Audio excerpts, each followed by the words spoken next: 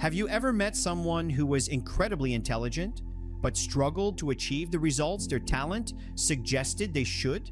Maybe they were highly educated, technically skilled, exceptionally knowledgeable, and yet they seemed stuck, while someone with less experience, less education, or fewer credentials continued to move forward. Why does that happen?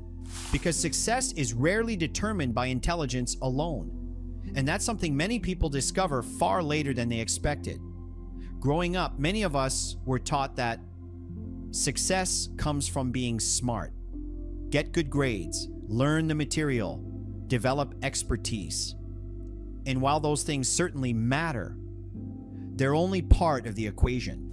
Because life doesn't just test what you know, it tests how you respond, how you communicate, how you handle pressure, how you lead, how you navigate disappointment, how you work with people who think differently than you do.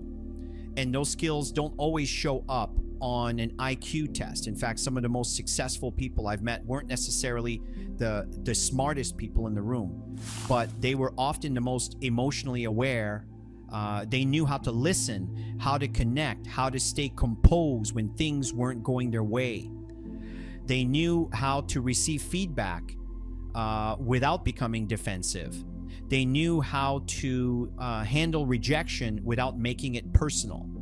And they understood something many people overlook. People don't follow information, they follow trust.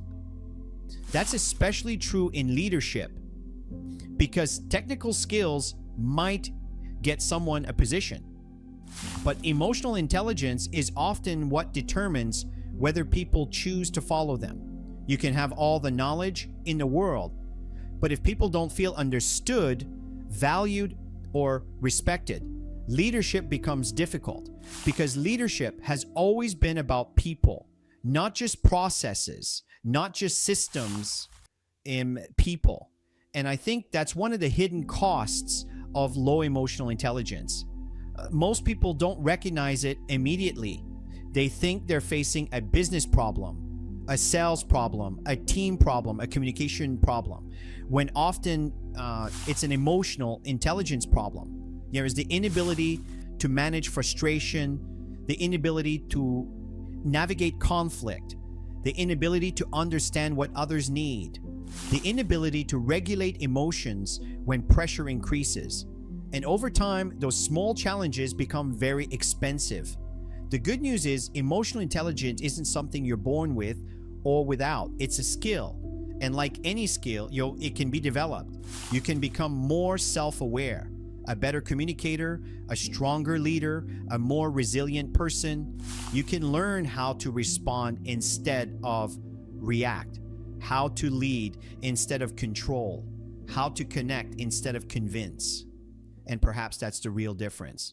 The people who continue growing don't assume they know everything. They remain curious, open, willing to learn, because they understand that success isn't just about gaining more knowledge. It's about becoming someone who can use that knowledge effectively with other people. And that's where emotional intelligence changes everything. If you'd like to develop your emotional intelligence and leadership skills at a deeper level, we've created a full emotional intelligence mastery course. Inside, we explore the foundations of emotional intelligence, how it differs from IQ, the science behind it, and practical ways to apply it in leadership, communication, and business. You can find the link in the description below. And if this conversation resonated with you, be sure to subscribe for more discussions around growth, leadership, mindset, health, and lasting transformation. We'll see you in the next one.